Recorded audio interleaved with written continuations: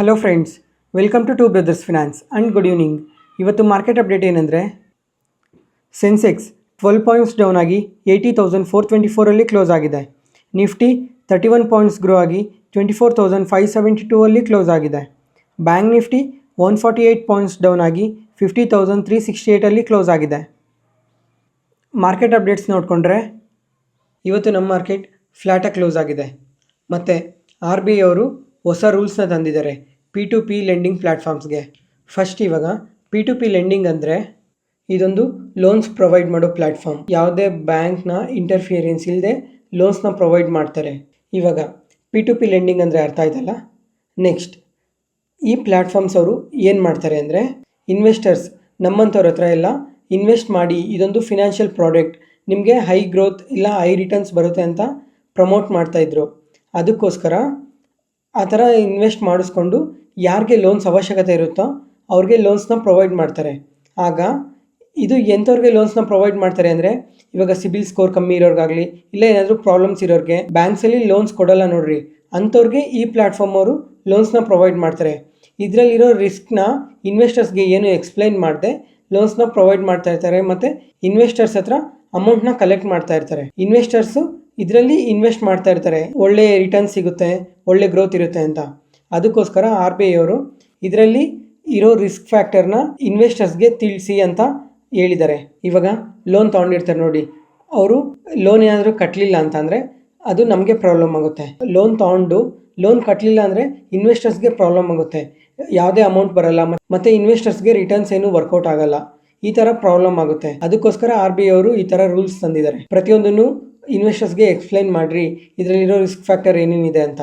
ಅದಕ್ಕೋಸ್ಕರ ಇವತ್ತು Indian P2P ಅನ್ನೋ ಒಂದು ಲೆಂಡಿಂಗ್ ಪ್ಲ್ಯಾಟ್ಫಾರ್ಮು ಇದರಲ್ಲಿರೋ ಟ್ರಾನ್ಸಾಕ್ಷನ್ಸ್ನೆಲ್ಲ ಆಲ್ಟ್ ಮಾಡಿದೆ. ಇವಾಗ ಸಡನ್ನಾಗಿ ವಿಡ್ರಾ ಮಾಡಿದ್ರೆ ಎಲ್ಲ ವಿಡ್ರಾ ಆಗೋದ್ರೆ ಮತ್ತೆ ಅದು ತುಂಬ ಪ್ರಾಬ್ಲಮ್ ಆಗುತ್ತೆ ಅಂತ ವಿಡ್ರಾನೆಲ್ಲ ಆಲ್ಟ್ ಮಾಡಿದ್ದಾರೆ.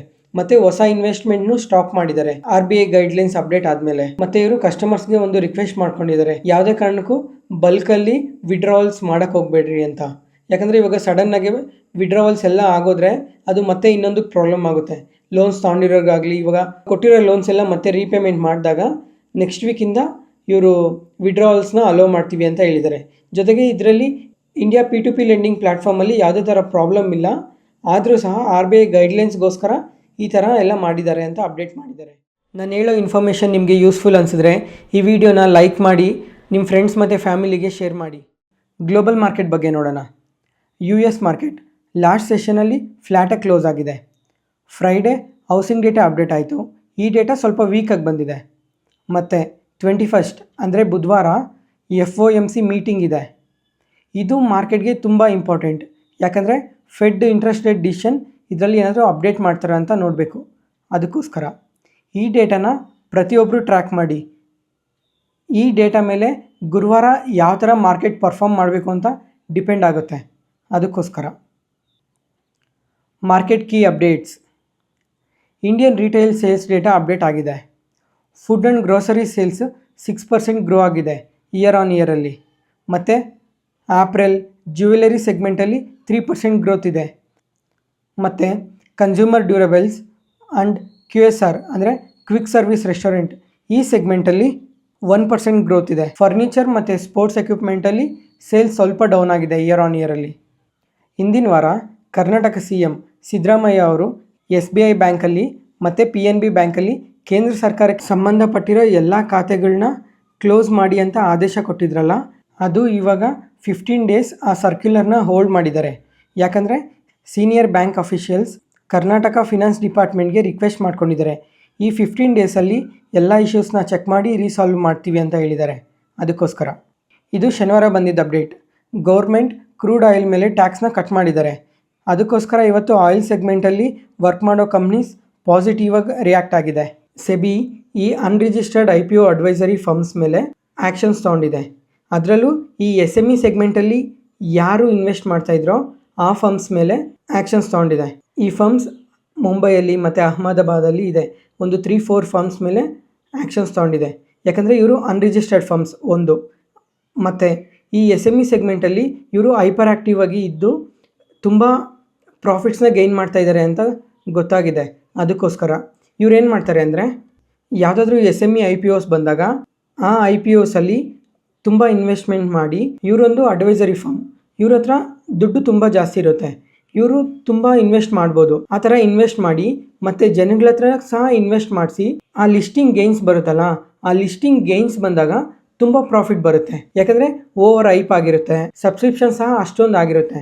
ಆಗ ಪ್ರಾಫಿಟ್ಸ್ ಜಾಸ್ತಿ ಬರುತ್ತೆ. ಅಂದರೆ SME ಸೆಗ್ಮೆಂಟಲ್ಲಿ 300%, 400% ಸಹ ರಿಟರ್ನ್ಸ್ ಕೊಟ್ಟಿದೆ IPOs ಅಲ್ಲೇ. ಅದಕ್ಕೋಸ್ಕರ ಆ ಪ್ರಾಫಿಟ್ಸ್ ಬರುತ್ತೆ ಅಂತ ಇನ್ವೆಸ್ಟ್ಮೆಂಟ್ ಮಾಡಿ ಪ್ರಾಫಿಟ್ ಬರ್ತಿದ್ದಂಗೆ ಇವ್ರು ಎಕ್ಸಿಟ್ ಆಗೋಗ್ತಾರೆ. ಈ ಥರ ಎಲ್ಲ ನಡೀತಾ ಇದೆ ಅಂತ ಸೆಬಿಗೆ ಗೊತ್ತಾಗಿದೆ. ಅದಕ್ಕೋಸ್ಕರ ಇವರು ಆ್ಯಕ್ಷನ್ಸ್ ತೊಗೊಳ್ತಾ ಇದ್ದಾರೆ. ಪಿರ್ಮಲ್ ಎಂಟರ್ಪ್ರೈಸಸ್ ಈ ಕಂಪನಿಯಲ್ಲಿ ಪ್ರಮೋಟರ್ಸ್ ಸ್ಟೇಕ್ನ ಇನ್ಕ್ರೀಸ್ ಮಾಡ್ಕೊಂಡಿದ್ದಾರೆ. ಎಂದೇ ಆಗಲಿ ಪ್ರಮೋಟರ್ಸ್ ಆ ಕಂಪನೀಸಲ್ಲಿ ಸ್ಟೇಕ್ ಇನ್ಕ್ರೀಸ್ ಮಾಡ್ಕೊಂಡ್ರೆ ಆ ಕಂಪನೀಸಲ್ಲಿ ಏನಾದರೂ ಪಾಸಿಟಿವಿಟಿ ಇರುತ್ತೆ, ಇಲ್ಲ ಕಮ್ಮಿಂಗ್ ಟೈಮಲ್ಲಿ ಇನ್ನೂ ಏನಾದರೂ ಒಳ್ಳೆ ಗ್ರೋತ್ ಇರುತ್ತೆ ಅಂತ ತಿಳ್ಕೊಬೋದು. DCX ಸಿಸ್ಟಮ್ ಈ company system integrated and cables ಮತ್ತು ವೈರ್ಸ್ನ ಮ್ಯಾನುಫ್ಯಾಕ್ಚರ್ ಮಾಡುತ್ತೆ. ಇವತ್ತು ಈ ಕಂಪನಿಗೆ 107 crores ಆರ್ಡರ್ ಬಂದಿದೆ. ಅದಕ್ಕೆ ಇವತ್ತು ಶೇರ್ ಪ್ರೈಸ್ 5% ಮೂವ್ ಆಗಿದೆ. Analysts Zomato share price 300+ target ಕೊಟ್ಟಿದ್ದಾರೆ. ಇದಕ್ಕೆ ರೀಸನ್ ಏನು ಹೇಳ್ತಾ ಇದ್ದಾರೆ ಅಂದರೆ ಝೊಮ್ಯಾಟೊ ಬಿಸ್ನೆಸ್ ಪ್ರಾಫಿಟ್ಗೆ ಟರ್ನ್ ಆಗಿದೆ. ಲಾಸ್ಟ್ ಕ್ವಾರ್ಟರಲ್ಲಿ ಬ್ಲಾಕ್ ಬಸ್ಟರ್ ರಿಸಲ್ಟ್ನ ಪೋಸ್ಟ್ ಮಾಡಿದೆ. Blinkit business order all time high reach ಆಗಿದೆ ಅಂತ ಅನಲಿಸ್ಟ್ ಹೇಳ್ತಾ ಇದ್ದಾರೆ. ಡಿವಿಡೆಂಟ್ ಅನೌನ್ಸ್ಮೆಂಟ್ ಈ ಡಿವಿಡೆಂಟ್ ಡೇಟ್ ಬಂದು 28th ನಾಳೆ. PI ಇಂಡಸ್ಟ್ರೀಸ್ ಈ ಕಂಪನಿ ಡಿವಿಡೆಂಟ್ ಅನೌನ್ಸ್ ಮಾಡಿದೆ, 9 rupees per share. Balkrishna industries 4 rupees per share. Sun TV network 5 rupees per share. Doctor Lal path labs 6 rupees per ಶೇರ್. ಡಿವಿಡೆಂಟ್ ಡೇಟ್ಗಿನ್ನ ಮುಂಚೆ ಯಾರು ಡಿಮ್ಯಾಟ್ ಅಕೌಂಟಲ್ಲಿ ಈ ಕಂಪನಿ ಶೇರ್ ಇರುತ್ತೋ ಅವ್ರಿಗೆ ಡಿವಿಡೆಂಟ್ಸ್ ಕ್ರೆಡಿಟ್ ಆಗುತ್ತೆ. ಬ್ಲಾಕ್ ಡೀಲ್ಸ್ ಸಂವರ್ಧನಂ ಮದರ್ಸನ್ ಈ ಕಂಪನಿಯಲ್ಲಿ ಒಂದು ಬ್ಲಾಕ್ ಡೀಲ್ ನಡೆದಿದೆ. 1.1 ಮಿಲಿಯನ್ ಶೇರ್ಸ್ ಎಕ್ಸ್ಚೇಂಜ್ ಆಗಿದೆ. ಟಾಟಾ ಸ್ಟೀಲ್ ಈ ಕಂಪನಿಯಲ್ಲಿ ಮಲ್ಟಿಪಲ್ ಬ್ಲಾಕ್ ಡೀಲ್ಸ್ ನಡೆದಿದೆ.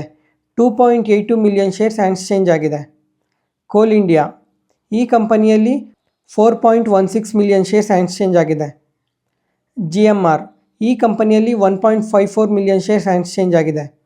ಝೊಮ್ಯಾಟೊ ಈ ಕಂಪನಿಯಲ್ಲಿ 1.51 ಮಿಲಿಯನ್ ಶೇರ್ಸ್ ಎಕ್ಸ್ಚೇಂಜ್ ಆಗಿದೆ. ಹಿಂದೂಸ್ತಾನ್ ಜಿಂಕ್ ಈ ಕಂಪನಿಯಲ್ಲಿ 1.15 ಮಿಲಿಯನ್ ಶೇರ್ಸ್ ಎಕ್ಸ್ಚೇಂಜ್ ಆಗಿದೆ. ಈ ಕಂಪ್ಲೀಟ್ ಬ್ಲಾಕ್ ಡೀಲ್ ಯಾರು ಬೈ ಮಾಡಿದ್ದಾರೆ ಅಂತ ಗೊತ್ತಾಗಬೇಕು ಅಂದರೆ ಸಾಯಂಕಾಲ NSE ಮತ್ತು BSE ವೆಬ್ಸೈಟಲ್ಲಿ ಬ್ಲಾಕ್ ಡೀಲ್ ಸೆಕ್ಷನಲ್ಲಿ ಅಪ್ಡೇಟ್ ಆಗುತ್ತೆ.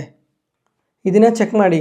ಬ್ಲಾಕ್ ಡೀಲ್ಸ್ ತುಂಬ ಇಂಪಾರ್ಟೆಂಟ್. ಯಾಕಂದರೆ ಇಷ್ಟು ಶೇರ್ಸ್ ಒಂದೇ ಸಲ ಬಲ್ಕಾಗಿ ತೊಗೊಳೋದ್ರಿಂದ ಕಮ್ಮಿಂಗ್ ಡೇಸಲ್ಲಿ ಕಂಪ್ನಿ ಕಡೆಯಿಂದ ಏನಾದರೂ ಇಂಪಾರ್ಟೆಂಟ್ ಅಪ್ಡೇಟ್ಸ್ ಇದೆಯಾ ಅಂತ ಗೊತ್ತಾಗುತ್ತೆ.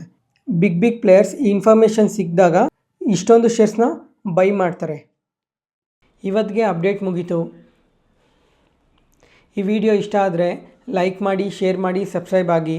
Thank you.